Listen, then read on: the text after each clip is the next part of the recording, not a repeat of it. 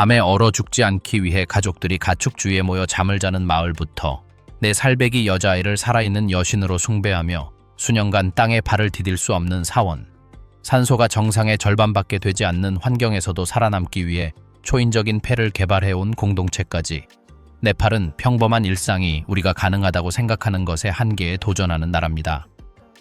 세계에서 가장 높은 구름과 아시아에서 가장 깊은 계곡 사이에 위치한 이 나라에서 3천만 명이 넘는 사람들이 외부인이라면 기본적인 생존조차 영웅적인 업적으로 여길 만한 환경에서 살아가는 법을 터득했습니다.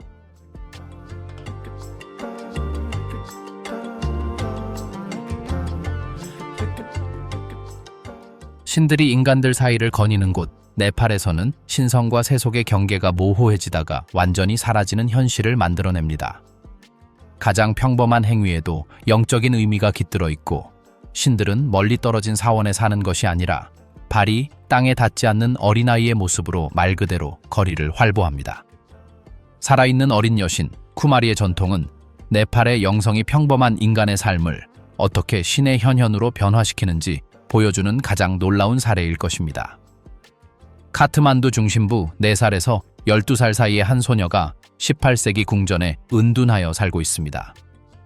수천 명의 신도들이 여신 두르가의 살아있는 화신으로 숭배하는 이 소녀는 잘린 물소 머리 앞에서 용기를 시험하고 가면을 쓴 남자들의 춤을 추는 등 복잡한 의식을 거쳐 선발된 이 아이는 눈동자 색깔부터 치아 모양까지 32가지의 구체적인 신체적 기준을 충족해야 합니다. 쿠마리는 외부 세계와 거의 완벽하게 고립된 채 살아갑니다. 그녀의 발은 공통된 땅에 닿을 수 없는데 이는 그녀의 신성한 순수성을 오염시킨다고 여겨지기 때문입니다. 그녀가 이동해야 할 때는 시종들이 그녀를 안고 가거나 화려한 가마에 태워집니다. 그녀의 식단은 엄격하게 통제되고 그녀의 활동은 기본적인 공부와 종교 의식으로 제한되며 다른 사람들과의 접촉은 신도들이 그녀 앞에 엎드려 축복을 구하는 의식적인 모임으로 제한됩니다. 인드라 자트라와 같은 주요 축제 기간 동안 쿠마리는 남성들이 끄는 황금빛 마차를 타고 궁전에서 나타나 살아있는 여신을 보기 위해 몰려드는 군중에게 축복을 내립니다.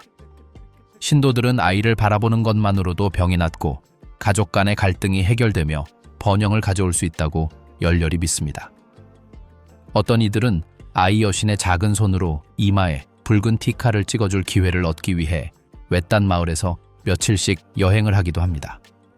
소녀가 사춘기에 접어들어 신성한 지위를 잃고 평범한 삶으로 돌아가는 과정은 충격적이고 복잡합니다.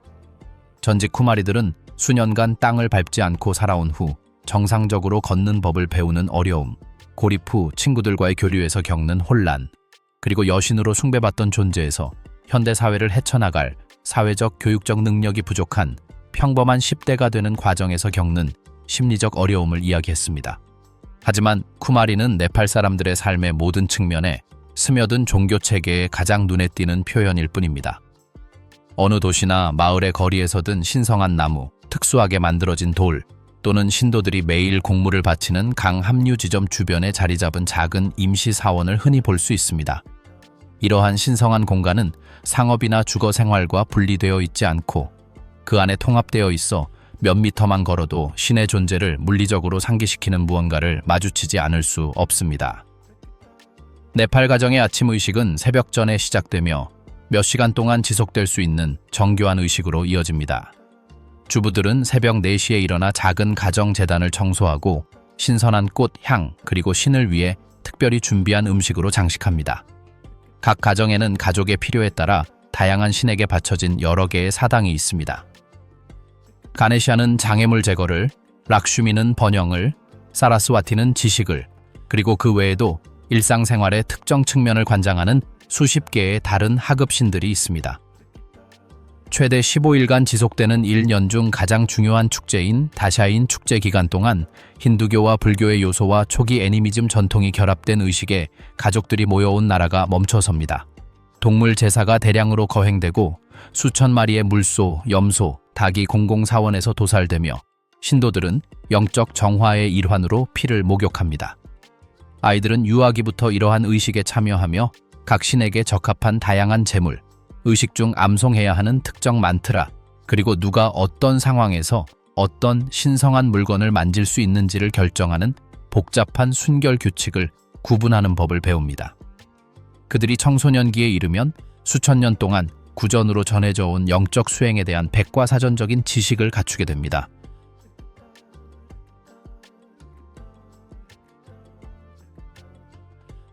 세계의 지붕에서 살아남기, 해수면 산소량의 절반도 안 되는 네팔 히말라야의 극한 고도에서 공동체 전체는 생존을 위한 생리적, 문화적 적응력을 발전시켰을 뿐만 아니라 인간 거주의 절대적인 한계를 나타내는 환경에서도 번성할 수 있도록 했습니다. 세계 등반에서 초인적인 지구력의 대명사가 된 셰르파족은 대부분의 인간을 무력화시키거나 죽음에 이르게 하는 고도에서도 효율적으로 기능하도록 여러 세대에 걸쳐 진화해왔습니다. 그들의 심장은 헤모글로빈 농도가 더 높은 혈액을 펌프질하고 폐는 놀라운 효율로 산소를 추출하며 근육은 적응하지 못한 사람을 기절시킬 정도의 산소 공급량에서 작동합니다. 이는 단순히 훈련을 통해 얻은 일시적인 이점이 아니라 수천 년간 고지대에서 살아오면서 축적된 영구적인 유전적 변형입니다.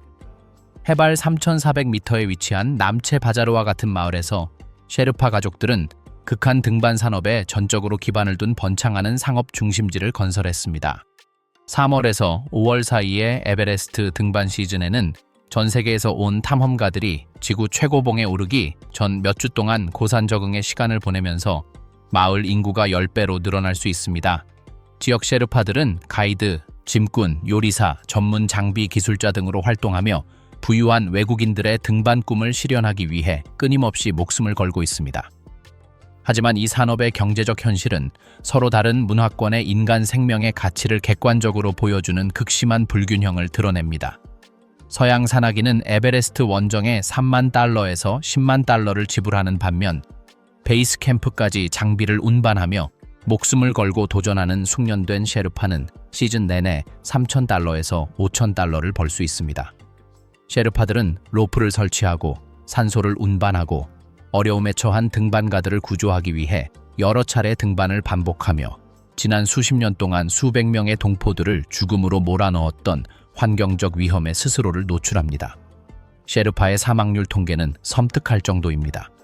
그들이 안내하는 외국인 산악인보다 원정 중 사망할 확률이 10배나 높습니다. 눈사태, 빙하, 크레바스 추락, 고산지대 폐부종으로 목숨을 잃는 경우가 빈번하며 이로 인해 경제적 대안이 사실상 전무한 지역 사회에서 어린 자녀를 둔 젊은 미망인들이 발생합니다. 셰르파의 장례식은 등반 기간 동안 끔찍할 정도로 자주 치러지며 낯선 사람들의 운동 능력을 도우다 목숨을 잃은 남편, 아버지, 아들을 애도하는 엄숙한 불교의식이 거행됩니다. 이러한 극한의 고도에서의 일상생활은 상상을 초월하는 끊임없는 적응을 요구합니다. 대기압이 낮아지면 물이 낮은 온도에서 끓기 때문에 특정 음식을 제대로 조리하는 것이 불가능해지고 차를 끓이거나 조리기구를 살균하는 것과 같은 기본적인 작업도 복잡해집니다. 재료는 예측할 수 없는 움직임을 보입니다. 나무는 극도로 건조하면 갈라지고 금속은 추위에 취약해지며 직물은 희박한 대기를 뚫고 들어오는 강렬한 자외선에 닳습니다. 셰르파 여성들은 의료적 위험이 기하급수적으로 증가하는 고지대에서 임신과 출산 시 추가적인 어려움에 직면합니다. 고지대의 생리적 스트레스로 인해 조산이 흔하며 현대의학의 발전에도 불구하고 유아 사망률은 여전히 높습니다. 산모들은 전문 의료 서비스를 받지 못한 채 고향에 남을지 아니면 의료 서비스는 받을 수 있지만 가족의 지원 체계에서 분리된 저지대로 내려갈지 두 가지 절박한 선택을 해야 합니다. 이러한 고지대에서 자라는 아이들은 뛰어난 신체 능력을 발달시키지만 심각한 교육적 제약에도 직면합니다. 외딴 마을의 학교는 따뜻한 계절에만 운영될 수 있으며 자격을 갖춘 교사, 최신 교육 자료, 난방 및 안정적인 전기와 같은 기본적인 인프라가 부족한 경우가 많습니다.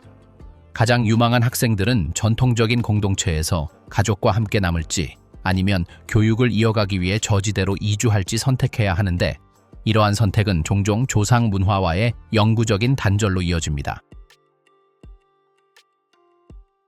가족 전통의 무게 네팔 사회에서 가족은 단순한 사회적 단위가 아니라 가장 사적인 결정부터 세대를 거쳐 확립된 가족 위계 내에서 각 개인의 위치에 따라 제공되는 경제적, 교육적, 사회적 기회에 이르기까지 개인 삶의 모든 측면을 결정하는 총체적인 제도입니다.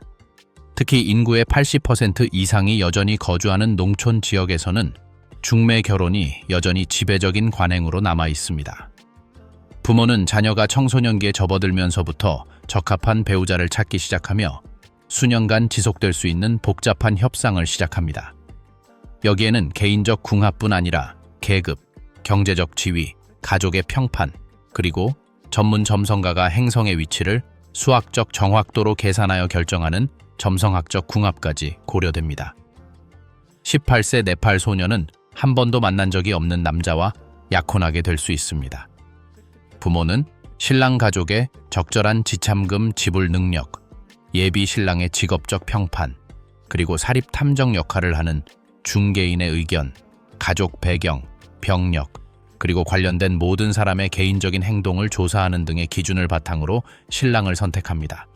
이러한 조사를 통해 알코올 중독부터 토지 분쟁까지 미래의 부부 관계에 영향을 미칠 수 있는 수십 년 된 가족 비밀이 드러날 수 있습니다. 구화의 과정은 매우 의례적이고 감독이 엄격합니다. 예비 배우자는 나이 많은 친척들과만 만날 수 있으며 대화는 일반적으로 개인적인 취향, 개인적인 야망 또는 낭만적인 감정을 배제하고 적절하다고 여겨지는 주제로 제한됩니다. 궁합은 신부의 특정 전통 요리조리 능력, 집안일 실력, 신랑 가족의 연장자에게 적절한 예의를 표하는 능력과 같은 간접적인 지표를 통해 평가됩니다. 결혼식은 일주일 내내 이어질 수 있으며 수백 명의 하객이 참석하는 매일의 의식과 수년간의 가족 수입에 해당하는 비용이 소요됩니다. 중산층 가정은 간소한 결혼식이 가족 전체의 명예를 공개적으로 훼손한다고 생각하여 수십 년 동안 빚을 지고 제대로 된 결혼식을 치르지 못하는 경우가 많습니다. 이러한 의식에는 가족 간의 특별한 선물 교환, 며칠 동안 지속될 수 있는 정화 의식, 그리고 지역과 계급에 따라 각기 다른 요리 전통을 따라야 하는 화려한 연회가 포함됩니다. 결혼 후 신부는 시댁으로 영구 이주하게 되는데 그곳에서의 초기 신부는 하인과 다름없습니다.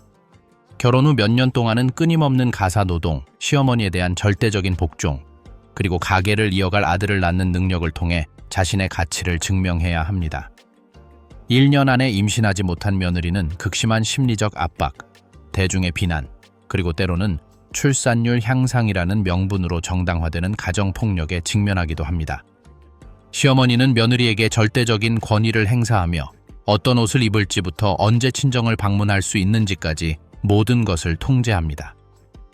전통적인 다세대 가정에서는 여러 며느리가 한 명의 연로한 시어머니의 감독 아래 살 수 있으며 이는 젊은 여성들이 호의와 최소한의 특권을 얻기 위해 경쟁하는 역학관계를 형성합니다.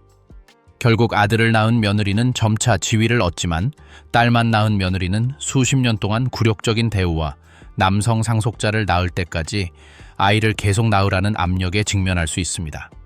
아들은 절대적인 가족 권위를 물려받을 것이라는 가르침을 받는 환경에서 자라는 반면 딸은 어린 시절부터 자신의 가치가 남편 가족을 위해 봉사할 수 있는 능력으로 평가된다는 것을 배웁니다.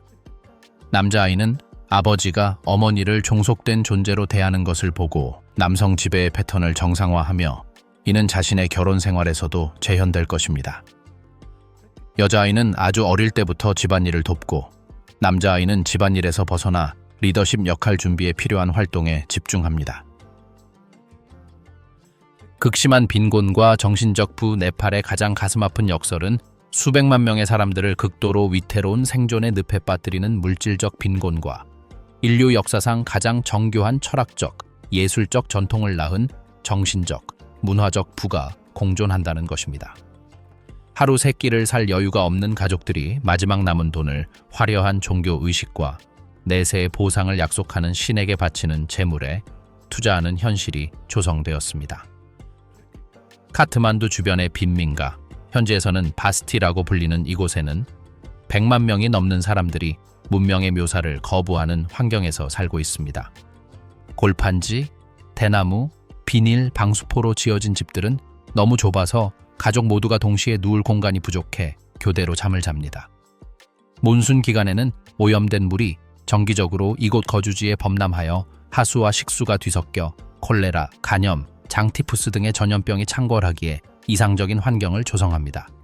이 지역의 아이들은 5살이나 6살 때부터 길거리에서 차를 팔거나 구두를 닦거나 공공 쓰레기통에서 재활용품을 모으는 등의 일을 합니다. 아이들은 그곳에서 야생개와 쥐들과 경쟁하며 상업적 가치가 있을지도 모르는 쓰레기를 차지하려 합니다. 아이들의 작은 손은 카펫 공장에서 특히 소중하게 여겨집니다. 아이들은 하루 12시간씩 일하며 미세한 매듭을 짜는데 이 매듭들은 결국 유럽과 북미의 중산층 가정을 장식하게 될 것입니다. 아이들이 받는 하루 $2도 안 되는 임금은 온 가족의 유일한 수입원이 되는 경우가 많습니다. 이 지역의 어머니들은 교복, 책, 교통비가 가계 총소득의 50% 이상을 차지할 수 있기 때문에 아이들을 먹일지 학교에 보낼지 선택하기 어려운 상황에 직면합니다. 많은 아이들이 아들만 학교에 보내고 딸은 집에 두어 어린 동생들을 돌보거나 집안일을 통해 가계 소득에 기여합니다. 이러한 현실적인 선택은 세대를 거쳐 지속될 수 있는 여성 빈곤의 악순환을 고착시킵니다. 이 지역의 의료 서비스는 사실상 전무합니다.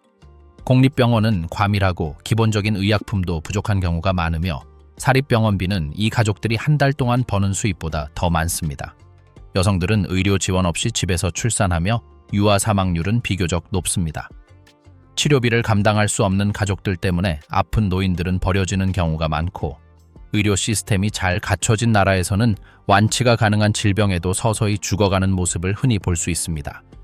하지만 이처럼 극심한 물질적 빈곤 속에서도 이 가족들은 매일 꽃과 향, 그리고 자신들이 먹을 음식을 바치는 정교한 가정재단을 유지합니다. 아이들이 아침으로 밥과 달을 먹을 수 있도록 이틀 동안 아무것도 먹지 못한 어머니는 새벽 전에 일어나 복잡한 푸자를 거행합니다. 자신의 종교적 헌신이 결국 신의 개입이나 내세에 더 나은 업보를 통해 가족의 형편을 개선해 줄 것이라고 굳게 믿습니다. 다샤인과 같은 중요한 축제 기간 동안 이 가난한 가족들은 새 옷을 사고 특별한 식사를 준비하고 몇 달치 수입에 해당하는 비용을 지불하는 동물 제사를 드리기 위해 빚을 냅니다. 사후스, 사후에셋아라고 불리는 지역 대금업자들은 절박한 가족들이 자신들의 문화적 정체성을 나타내는 종교 행사에 제대로 참여하기 위해 어떤 조건이든 받아들일 것이라는 사실을 알고 연 300%가 넘는 이자율로 대출을 제공합니다. 네팔의 아동 노동은 단순한 경제적 필요를 넘어 세대 간 빈곤의 악순환을 지속시키는 착취 시스템으로 변질됩니다. 카트만두 계곡 주변의 벽돌 공장에서는 온 가족이 담보 노동으로 일하며 부모는 자녀의 미래 노동력을 저당 잡혀 의료 응급 상황이나 제사 비용을 충당합니다. 8살이나 9살밖에 안 된 어린아이들도 하루 12시간 동안 자기 몸무게만큼이나 무거운 벽돌을 나르고 진흙 먼지를 끊임없이 흡입하면서 영구적인 척추 기형과 호흡기 질환을 겪습니다. 주변 언덕의 차해석장에서는 망치를 제대로 들 수 없을 정도로 어린아이들이 바위를 깨서 건축 자재로 자갈을 만듭니다. 손에는 굳은 살이 두꺼워져 감각을 잃고 돌 조각에 의한 부상으로 심각한 감염을 겪는 아이들도 많습니다. 임금은 생산된 자갈의 무게에 따라 결정되는데 이는 아이들이 최소한의 하루 수입을 극대화하기 위해 육체적으로 지칠 때까지 일하도록 부추깁니다. 걸프 국가로의 노동 이주는 많은 농촌 가정에게 경제적 이동성의 유일한 희망이지만 엄청난 위험과 수십 년간 지속될 수 있는 가족 이별을 동반합니다. 젊은이들은 카타르, 사우디아라비아, 아랍에미리트에서 건설 일자리를 얻기 위해 중개인에게 수년간 현지 소득에 해당하는 금액을 지불합니다. 많은 사람들은 도착하자마자 여권 압수, 임금 체불, 고용주를 바꾸려고 하면 추방 위협 등 노동 환경이 현대판 노예와 다름없다는 것을 깨닫게 됩니다. 네팔에 남아있는 아내들은 홀로 아이들을 키우며 수년간 외로움에 시달립니다. 송금은 남편이 다치거나 병에 걸리거나 추방되면 불규칙적으로 들어오거나 아예 끊길 수도 있습니다. 이주 노동자의 자녀들은 사실상 아버지 없이 자라며 지도에서도 찾을 수 없는 나라에서 보낸 간헐적인 전화 통화와 사진을 통해 주로 아는 남성들과 관계를 맺습니다. 걸프만 국가에서 일하는 네팔 노동자들의 자살률은 놀라울 정도로 높으며 매년 수백 명의 젊은 남성들이 관에 갇힌 채 귀국합니다. 그들의 가족은 최소한의 보상만 받고 시신을 수습하고 사망보험금을 받기 위해 수년간 관료적인 절차에 시달립니다. 이러한 이주 노동자의 장례식은 정기적인 지역 사회 행사가 되었고 집단 애도와 경제적 절망을 심화시켜 후손들이 같은 위험한 이주 과정을 반복하도록 만듭니다. 그러나 이러한 체계적인 빈곤 속에서도 네팔은 세계에서 가장 정교한 지적, 예술적 전통을 유지하고 있습니다. 파탕과 박타푸르의 장인들은 1000년 넘게 다듬어진 기법을 사용하여 청동 조각, 목조각, 그리고 탕카 그림을 계속해서 제작하고 있습니다. 물질적으로 빈곤한 환경에서 살아가는 이 장인들은 기술 및 예술적 지식을 보유하고 있으며 이는 스승에서 제자에게 세대를 거쳐 구전으로 전승되어 온 귀중한 문화유산입니다. 산스크리트어, 점성술, 철학, 그리고 고대 종교 경전에 정통한 전통학자, 판디트들은 수십 년에 걸친 집중적인 암기 학습이 필요한 지적 전통을 계승하고 있습니다. 이 학자들은 수천 개의 시를 암송하고 현대 악기 없이도 복잡한 점성술적 위치를 계산하며 서양 학자들이 수년간 연구해도 완전히 숙달하지 못하는 철학적 미묘함을 설명할 수 있습니다. 이러한 판디트들 중 다수는 신도들의 간헐적인 기부와 최소한의 종교의식 비용으로 생계를 이어가며 가난하게 살아갑니다. 힌두교와 불교 양식 모두에서 네팔 고전 음악은 어린 시절부터 시작하여 수십 년 동안 지속될 수 있는 수련이 필요합니다. 거장급 음악가들은 사랑기, 타블라, 반수리, 플루트와 같은 악기를 사용하여 전통 라가를 기반으로 복잡한 곡을 즉흥적으로 연주할 수 있으며 이러한 기교는 뛰어난 근육 조절 능력과 심도 있는 이론적 이해를 필요로 합니다. 이러한 음악가들은 종종 경제적 생존의 한계 속에서 살아가며 물질적 보상보다는 개인적인 헌신을 통해 예술적 전통을 지켜냅니다.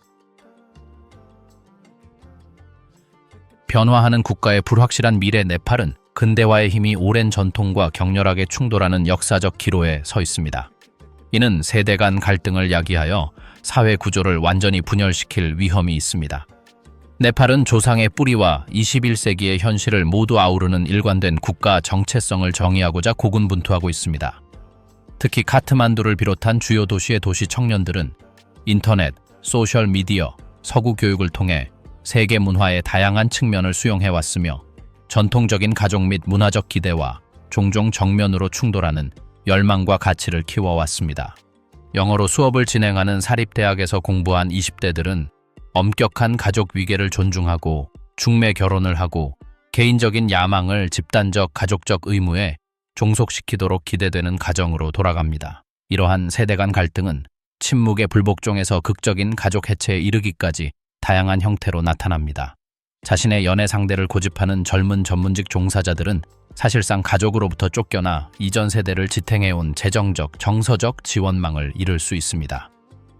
독립적인 직업을 추구하는 교육받은 젊은 여성들은 결혼을 하고 전통적인 가정적 역할에 대한 야망을 포기하라는 가족의 끊임없는 압력에 직면합니다.